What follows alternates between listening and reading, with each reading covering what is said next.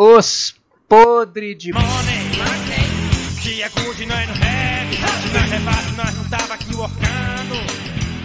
É isso aí, é o 6º episódio. Como é que vocês estão, seus podres? Tudo bem. Por causa do fim da semana, né? Tudo bem aí? Uma sexta-feira à noite gravando um podcast? É, aquela coisa que só na pandemia, né? É isso aí. E hoje o tópico é mais uma empresa, mas antes, como sempre, o nosso podre da semana. Só que eu acho que essa semana o podre não vai ser de nenhum de nós, né?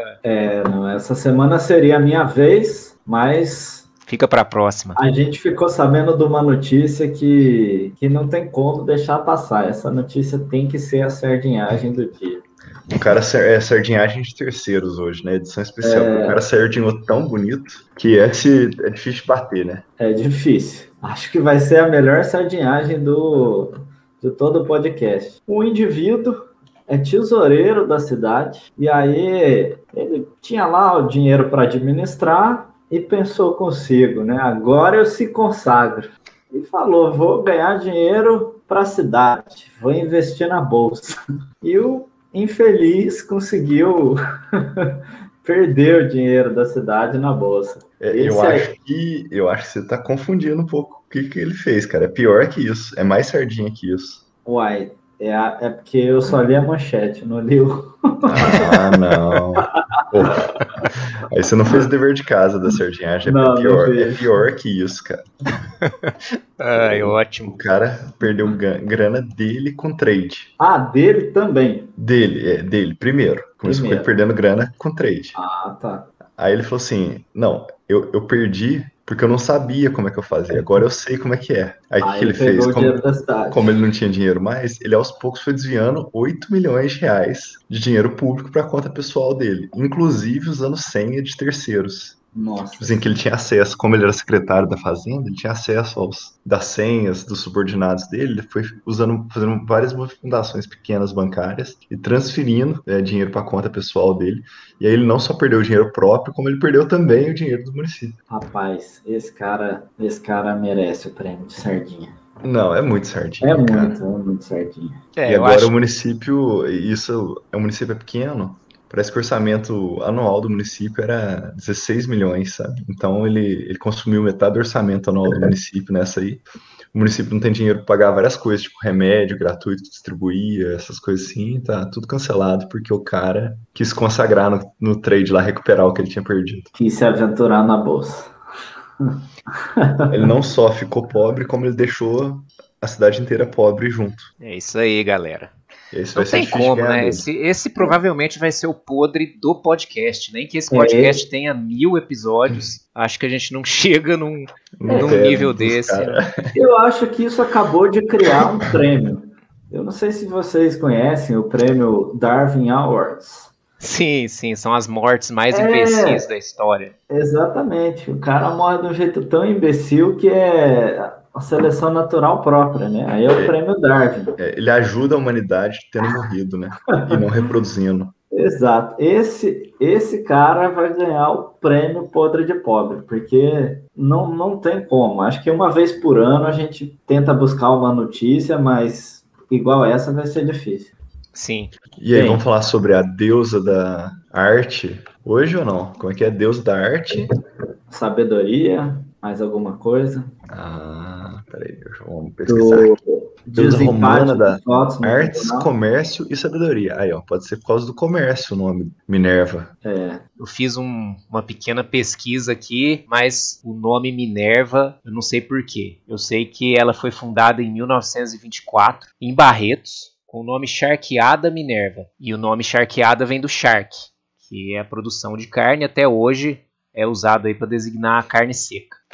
Funcionou até 25, quando faleceu seu fundador, e aí por problemas financeiros aí a empresa foi levada a leilão e foi arrematada aí por outras pessoas que adotaram outro nome, e aí em 1949 essa charqueada foi renomeada Minerva de novo, mas aí como Matadouro Industrial Minerva, com capacidade de abater 300 cabeças por dia. E foi funcionando. Nesse meio tempo, a família Vilela de Queiroz deu início à criação de gado e transporte de gado de fazenda para abatedouros, até que em 71 o Matadouro Industrial Minerva ganhou um nome mais bonitinho, chamando Frigorífico Minerva. Só que durante a década de 80, a empresa faliu, passou por dificuldades financeiras e faliu de novo. E aí essa massa falida ficou desativada por muitos anos e até que em 92 a família Vilela de Queiroz, aí, já tradicional no transporte de gado, constituiu aí a indústria e comércio de carnes Minerva. E aí a partir daí foi só crescimento e endividamento e se tornando aí a empresa que a gente conhece hoje como BIF3 na bolsa. Legal.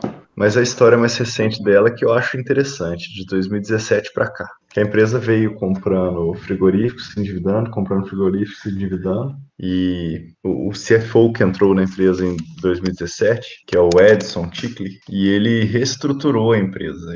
Ele ficou fora, ele já trabalhava nela, ficou fora 1 ano aproximadamente. Eu vi uma entrevista dele que ele fala que ele bolou um plano nesse tempo que ele ficou fora e levou um plano de ajuste financeiro e levou esse plano de ajuste financeiro para o dono da empresa, né, para o diretor da empresa e falou, ó, nós temos que trabalhar dessa maneira aqui, ó, nós temos que fazer hedge disso, tem que fazer isso, tem que fazer isso, tem que fazer isso, e dessa forma a gente vai conseguir pagar a dívida. E lá em 2017 eles colocaram esse plano em ação, e desde lá que vem a virada da empresa, né, de lá para cá, que ela vem realmente conseguindo pagar as dívidas, melhorando os números, trazendo resultado, e finalmente agora trazendo um retorno visível para o acionista. E sendo apelidado de Bitcoin. Bitcoin, isso, porque vai subir igual um foguete, igual o Bitcoin. Legal. Então vamos falar mais do case dessa empresa? E aí, o que vocês acham? O que vocês entendem que é o case da empresa?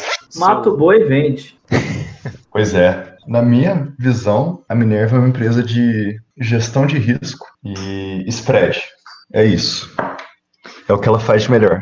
Não é nem matar o boi e vender, é gestão de risco e spread. Matar o boi e vender é atividade subjacente para fazer essa gestão de risco aí. Isso, atividade subjacente. Ela podia fazer qualquer outra coisa aí com essa gestão de risco e spread. É isso aí que você está falando? Exatamente. Porque o que ela faz? O plano da empresa foi expandir para toda a América Latina, né? E com essa expansão territorial, ela consegue vencer as barreiras sanitárias que os países impõem, né? Muitas vezes as barreiras sanitárias são barreiras econômicas travestidas só por questão de conflito comercial, né? Guerra comercial entre os países. Diplomática, né? E com isso, vamos dizer, o Brasil, a Rússia vai lá, fala que não importa a carne brasileira mais, ela manda carne da Argentina para a Rússia, não tem problema. A China impõe uma barreira para algum país aí. Eu acho que vale a pena citar o caso super recente. A Arábia, do nada, falou que carne brasileira não. Ah, falou? Eu não estava sabendo dessa, não. É, super recente. Mas como ela tem frigorífico na Colômbia, no Paraguai, na Argentina, no Chile, ela pode falar assim, então da onde você quer a carne? Ela pega e manda de outro lugar para lá, não tem problema. Até porque um fundo árabe é o acionista majoritário, né? A Salik é o fundo soberano da Arábia Saudita. Então, pode comprar carne de onde quiser. Então, essa é a primeira gestão de risco que eu vejo, né? Diversificação territorial. Ela não tem o risco de ter uma barreira comercial em outros países e ficar sem conseguir exportar carne para nenhum lugar. Eu acho que esse é um grande atributo, né? É um atributo que dá robustez para a empresa. Ela, como o Bola falou aí, pelo histórico, a família cresceu fazendo transporte no interior, né? E ela abastecia os mercados menores, então ela tinha bastante capilaridade e sempre teve essa preocupação de não ficar na mão do cliente muito grande, né? Se ela abastecesse uma rede de supermercados enorme, ela fica muito à mercê da barganha da rede, né? Então, eles sempre tiveram essa capilaridade e esse histórico, junto com o próprio histórico do atual CEO na Camil, né, fez com que a empresa tivesse um olhar assim um pouco mais preocupado em ser robusta a esse tipo de crise, né, a esse tipo de problema, de não ficar na mão de um só cliente, e isso se incorporou aí nessa estratégia de um portfólio global bastante resiliente. Agora está caminhando para isso, né? Para ter um cliente só, né? China. Porque, se eu não me engano, esse trimestre, 60% das exportações foram para a China, um negócio assim, da empresa. Os caras estão consumindo carne de boi adoidado.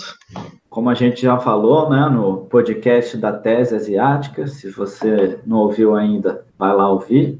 A China está crescendo muito. Ela está enriquecendo uma parte pobre da população, né, que está aumentando a sua capacidade de consumo, e isso se reflete numa melhoria da alimentação, um consumo maior de proteínas, e com a população enorme que a China tem, e tendo essa melhoria, a tendência do consumo de carne é subir cada vez mais lá. Agora, por mais que a empresa tenha essa excelência em gestão de risco, vale dizer que ela tem um histórico vasto, né, do negócio dela. Ela tem uma excelência aí na criação do gado. Ela não cria, né? Ela abate. Mas ela tem uma excelência nessa seleção de fornecedores, na gestão dos custos, na própria logística, nessa diversificação, e se aproveita das vantagens geográficas até da América Latina, que tem uma disponibilidade aí de terras e condições... E água, né? A água,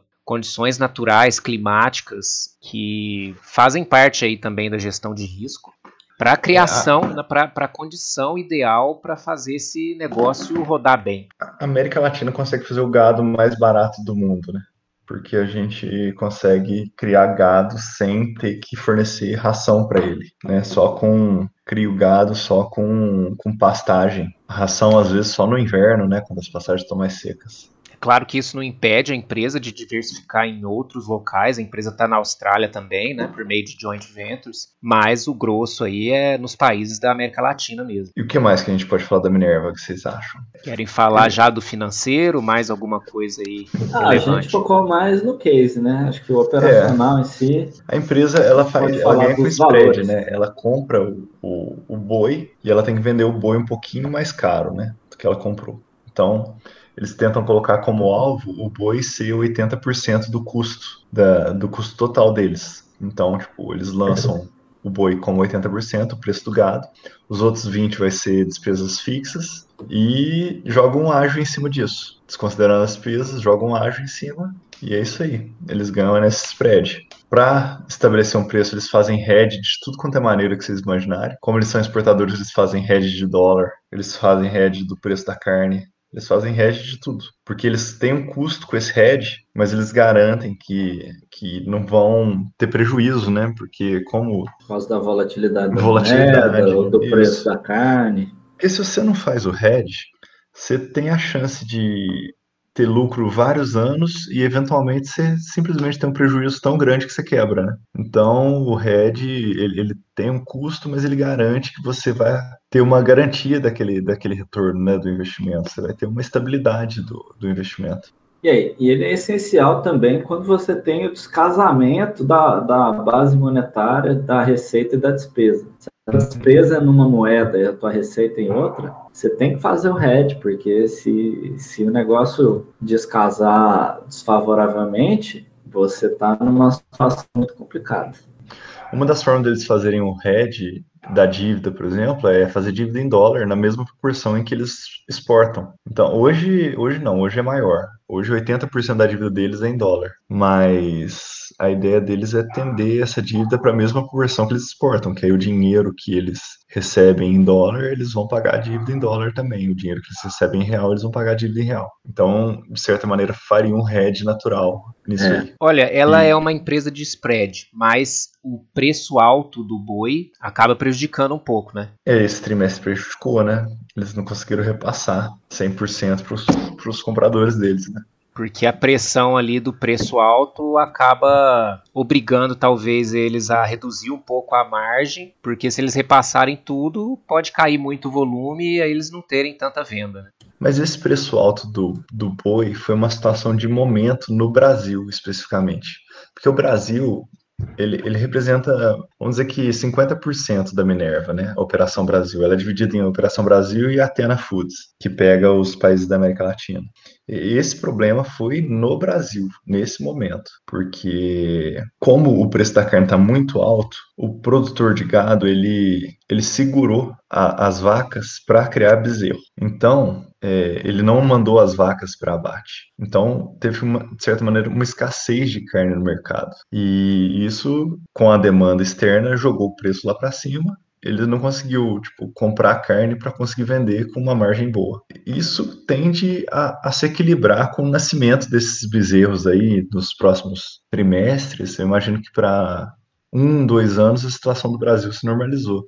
O gado, ele é cíclico, tem momentos que você tem mais gado, momentos que tem menos gado. E esse ciclo varia de acordo com os preços mesmo. As pessoas seguram mais, vendem mais e por aí vai.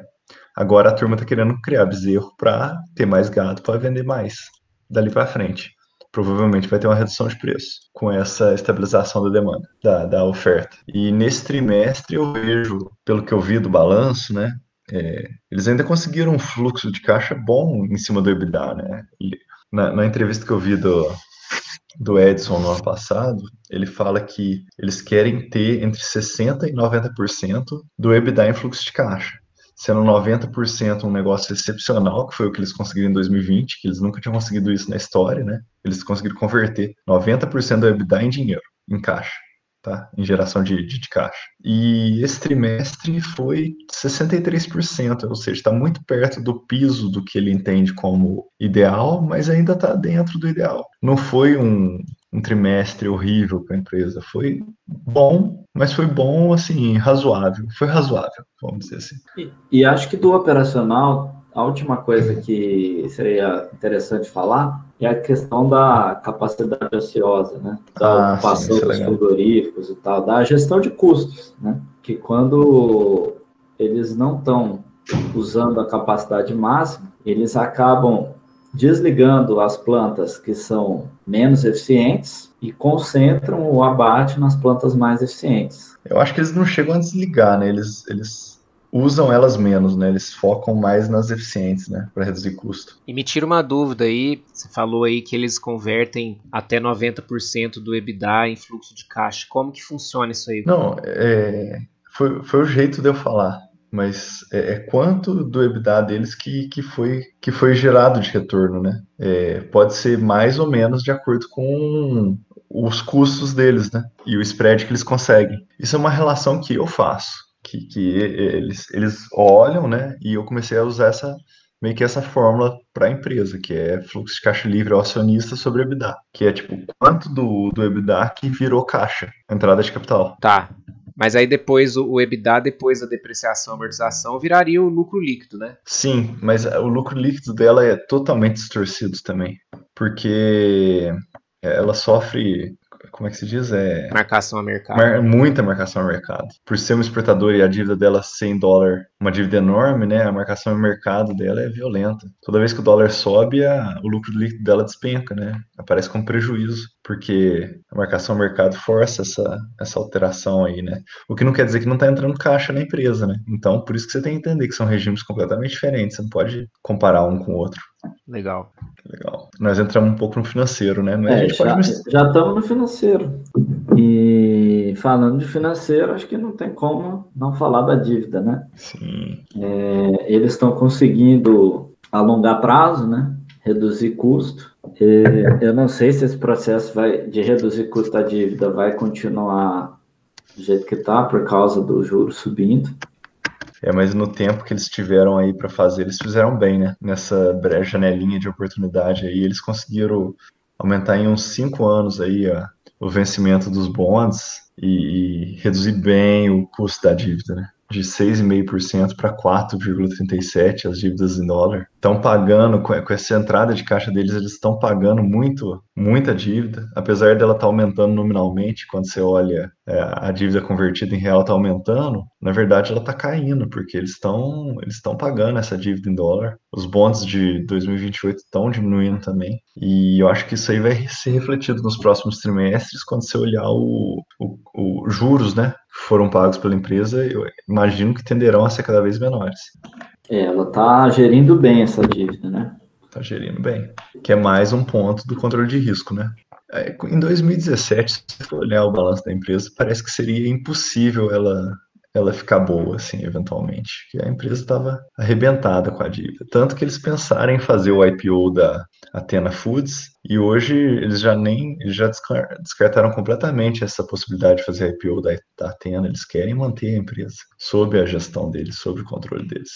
Você tinha uma empresa altamente endividada que remunerava mais os seus credores do que os seus acionistas, né? Sim, e agora finalmente a empresa está conseguindo remunerar o acionista, mesmo pagando os juros que ela paga, que ainda são altos, né? Então, se você olhar a linha de despesa com juros, eu imagino que essa linha vai cair muito nos próximos trimestres. Se você for ver sobre a remuneração da acionista em 2020, o que a empresa fez?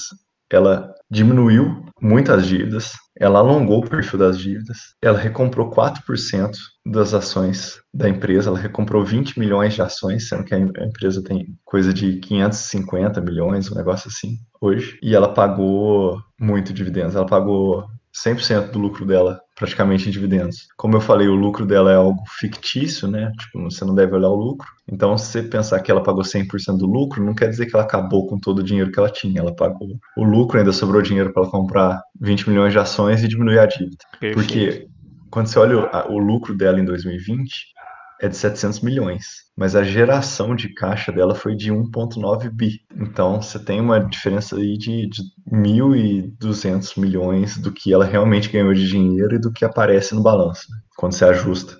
É muito complexo a gente analisar as empresas financeiramente quando elas têm negócios em dólar, dívida em dólar, o lucro líquido distorce muito.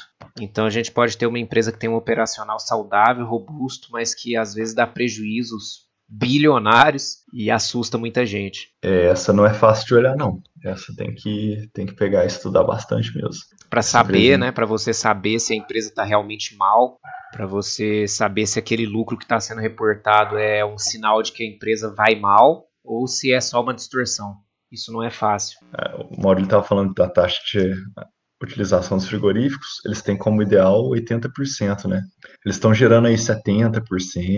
Esse trimestre foi 67%, caiu. Eles estavam com 72 no trimestre passado, agora eles caíram para 67, não conseguiram funcionar os frigoríficos.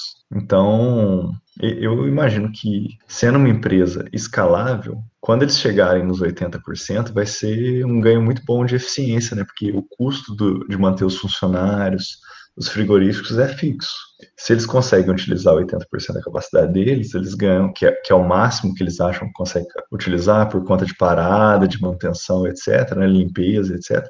Se eles chegarem nos 80%, eles vão ter esse ganho de escalabilidade de os custos fixos se mantêm e o volume deles de venda aumenta muito. Então, as margens se recuperam naturalmente, né, com o aumento do volume.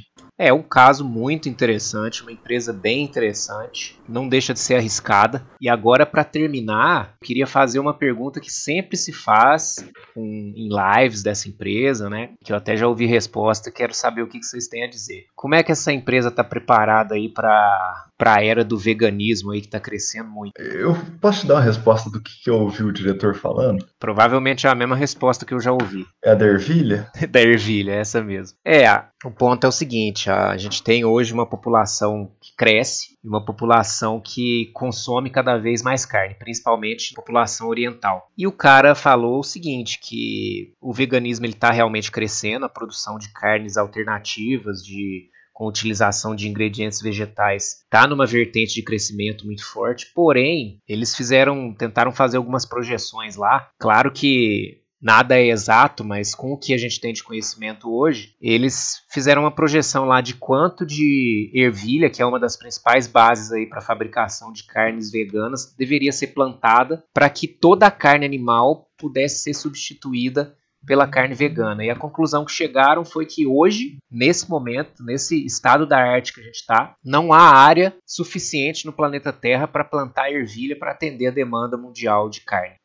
Não, se eu não me engano, a ervilha não é para fazer carne vegana. A ervilha é meio que essencial na nutrição de quem não come carne, porque faltam nutrientes, né? Então a pessoa tem que ter uma dieta muito bem balanceada para não ficar doente, né? Então a ervilha parece que é um dos principais ingredientes aí para você se nutrir. Eu não me lembro, mas a questão é essa, né? Que a ervilha seria um ingrediente chave aí. E você não tem área no planeta. E você não tem área para plantação de ervilha se todo mundo resolvesse começar a consumir só produto vegano. É um raciocínio, eu acho, que é muito parecido com o que acontece no setor de energia limpa, né? Assim, vai parar de usar carvão mineral, vai parar de usar petróleo, vai usar só eletricidade. É uma coisa que não vai acontecer por dois aspectos. Por esse aspecto de que o que tem não é capaz de suprir a demanda, né? A demanda por energia só cresce. Você vai aumentar esse share das energias chamadas energias limpas, né? Então você vai aumentar o share do veganismo aí, vai aumentar o percentual de pessoas que comem a comida vegana, mas o consumo de proteína vai continuar crescente. Você vai ter castas inteiras de sociedades que são pobres passando a ganhar mais e vão querer consumir. Talvez não seja o caso da Índia, né? Que eles não comem vaca, carne de boi e tal. Eles comem búfalo. Eles comem búfalo. Mas, assim, o próprio consumo da carne continua crescente. Então, tem esse aspecto. E o outro aspecto é esse de que, assim, no sentido de que, com o veganismo você não vai mais matar animais e tal. Então, esse eu acho que é um aspecto também que não vai evoluir tanto quanto se imagina. O Bill Gates escreveu um livro agora que ele tenta calcular financeiramente quanto que custa o mundo se converter em energia limpa. Eu acho que é muito pertinente para o assunto. Assim, é lógico que é uma tentativa dele, né? De tentar falar assim, olha, custa tanto, dá para fazer ou não dá para fazer, sabe? Mas eu imagino que a conclusão seja essa mesmo, que não dá para fazer nesse momento. Mas respondendo a pergunta sobre o que a Minerva está fazendo para... né? Ela tem um dinheiro para Venture Capital e ela comprou uma empresa nos Estados Unidos recentemente chamada Clara Foods, que é para desenvolver carne a partir de outras proteínas que não a carne animal. Então, sim, ela está pensando nisso, ela está acompanhando, né? E está por dentro das novas tecnologias de desenvolvimento de carne e não animais. Legal, faz bem. Proteínas não animais. Acho que a empresa não pode ficar parada, né, no seu único negócio e achar que esse negócio é o que vai ser o carro-chefe dela para sempre. É interessante a empresa se mexer, toda empresa, né, fazer isso. E como você disse lá no começo, ela é uma empresa, não é um frigorífico, né, é uma empresa de gestão de risco e de spread. Então, ela pode sim identificar novas oportunidades aí de negócios. Ela pode ser, inclusive, a empresa que vai conduzir o mundo para esse lado, né? Vamos dizer que essa Clara Foods desenvolve uma proteína vegetal viável aí que substitua a carne animal. Ela pode, usando a rede de distribuição dela, ela pode vender esse produto junto com a carne, lado a lado, né? Ela vende para os clientes dela. Ela tem entrega um e entrega o outro. Entrega o que o consumidor está demandando. Se tiver demanda, disposta a pagar o preço, tem certeza que ela vai fazer e distribuir e vender do mesmo jeito. Então, acho que é isso, né, pessoal? Acho que deu para apresentar bem o case da Minerva. A Minerva é muito legal. Pela empresa, tem um material inicial aí para pesquisar, mas, como já foi falado aqui, não é nenhuma recomendação, nem de compra, nem de venda, nem de manutenção. Faça a sua própria pesquisa. Isso aí, sempre bom fazer esse disclaimer aí. Porque às vezes a gente empolga, né? A gente vai falar sobre empresas que a gente gosta, a gente empolga. A Minerva é muito legal, dá para falar mais 1 hora dela se quiser. Tem muita coisinha, detalhe, né? Mas é o que vocês falaram, estende demais. É isso aí. Beleza. Falou, pessoal. Valeu, seus podres. Até a próxima. Falou.